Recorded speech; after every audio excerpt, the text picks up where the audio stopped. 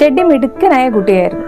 പക്ഷെ കുട്ടിക്കാലത്ത് അവന്റെ മനസ്സിൽ ആഴത്തിലേറ്റ ചില മുറിവുകൾ കാരണം അവൻ അന്തർമുഖനായി മാറി. ആരോടും കൂട്ടുകൂടാതെ അലസനായി, മടിയനായി, സ്കൂളിലെ തന്നെ ഏറ്റവും മോശപ്പെട്ട കുട്ടിയായി മാറിയിരിക്കുന്നു ടെഡ്ഡി ഇപ്പോൾ.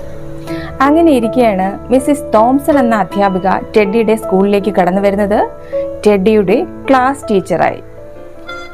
5th ഗ്രേഡിലെ ടീച്ചറായി മിസ്സിസ് തോംസൺ ആദ്യമായാണ് ആ സ്കൂളിലെത്തുന്നത്. ക്ലാസ്സിലെത്തിയാലുടൻ മിസ്സിസ് തോംസൺ കുട്ടികളോട് പറയും, ലവ് യു ഓൾ. എന്നാൽ മിസ്സിസ് തോംസൺ അറിയാമായിരുന്നു താൻ പറയുന്നത് കള്ളമെന്നും. കാരണം ആ ക്ലാസ്സിലെ ഒരു കുട്ടി വളരെ അലസനായി, ആരോടും കൂട്ടുകൂടാതെ അശ്രദ്ധനായി കാണപ്പെടുമായിരുന്നു. അവൻ്റെ പേരായിരുന്നു ടെഡ്ഡി. ഏകാന്തത ഇഷ്ടപ്പെട്ടിരുന്ന ടെഡ്ഡിക്ക് ക്ലാസ്സിൽ കൂട്ടുകാരായി ആരും തന്നെ ഉണ്ടായിരുന്നില്ല. പഠനത്തിലും വളരെ പിന്നോക്കമായിരുന്നു. എല്ലാവരോടും ദേഷ്യത്തോടെ പെരുമാറുന്നതിനാൽ ടെഡ്ഡി തികച്ചും ഒറ്റപ്പെട്ടവനായിരുന്നു. ഒരു തരത്തിലുള്ള ഇംപ്രൂവ്മെൻറ്റും ടെഡ്ഡിയുടെ പഠനത്തിൽ മിസ്സിസ് തോംസന് കാണാൻ കഴിഞ്ഞില്ല. അതുകൊണ്ട് തന്നെ ടെഡ്ഡിയുടെ പ്രോഗ്രസ് റിപ്പോർട്ടിൽ മിസ്സിസ് തോംസൺ ഒന്നും തന്നെ എഴുതിയില്ല. എന്നാൽ ഒരു ദിവസം മിസ്സിസ് തോംസൺ ടെഡ്ഡിയുടെ മുൻ വർഷങ്ങളിലെ പ്രോഗ്രസ് റിപ്പോർട്ട് പരിശോധിക്കുവാനിടയായി. 1st ഗ്രേഡിലെ പ്രോഗ്രസ് റിപ്പോർട്ടിൽ ഇങ്ങനെ എഴുതിയിരിക്കുന്നു: ക്ലാസ്സിലെ മിടുക്കനായ കുട്ടികളിൽ ഒരാളാണ് ടെഡ്ഡി. നല്ല മാനേഴ്സ് ഉള്ള മിടുക്കനായ കുട്ടി. 2nd ഗ്രേഡിലെ ടീച്ചർ എഴുതിയിരുന്നത് ഇതാണ്: ടെഡ്ഡി എക്സലന്റ് സ്റ്റുഡൻ്റ് ആണ്, പക്ഷെ അവന് ചില പ്രോബ്ലംസ് ഉണ്ട്. ടെഡ്ഡിയുടെ അമ്മയ്ക്ക് ക്യാൻസർ ആണ്.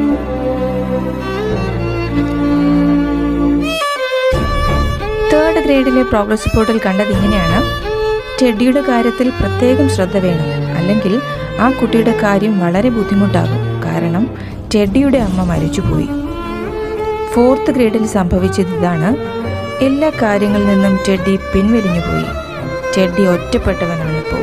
ഇത് വായിച്ച മിസ്സിസ് തോംസന്റെ കണ്ണുകൾ നിറഞ്ഞിരിക്കുകയായിരുന്നു. കുറ്റബോധം നിറഞ്ഞ മനസ്സുമായി മിസ്സിസ് തോംസൺ ക്ലാസ്സിലേക്ക് പോയി.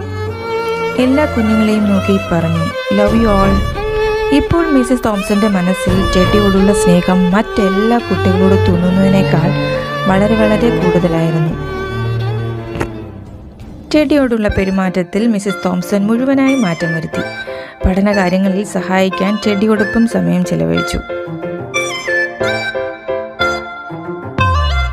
അങ്ങനെയിരിക്കെ ക്രിസ്മസ് ആഘോഷ ദിനങ്ങൾ വന്നെത്തി. എല്ലാ കുട്ടികളും മനോഹരമായി പാക്ക് ചെയ്ത ക്രിസ്മസ് ഗിഫ്റ്റ് മിസ്സിസ് തോംസന് നൽകി.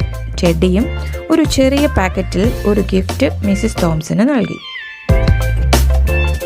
എല്ലാ കുട്ടികളുടെയും മുന്നിൽ വെച്ച് മിസ്സിസ് തോംസൺ ആ ഗിഫ്റ്റ് പാക്കറ്റ് തുറന്നു.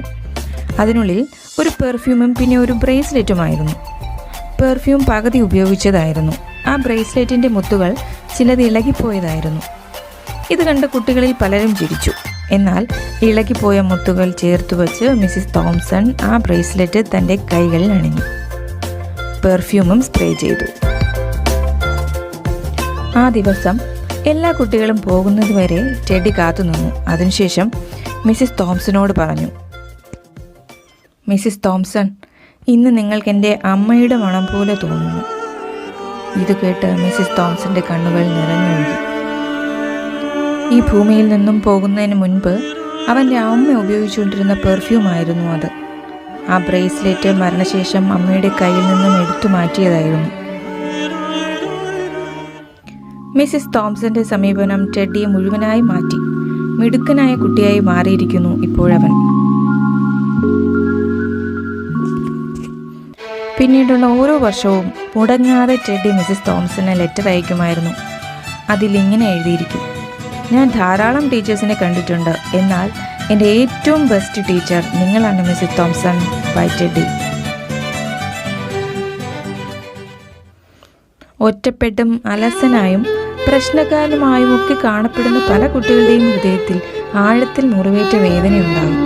അത് മനസ്സിലാക്കി കുട്ടികളോട് പെരുമാറിയാൽ അവരിൽ അത്ഭുതകരമായ മാറ്റങ്ങൾ ഉണ്ടായേക്കും.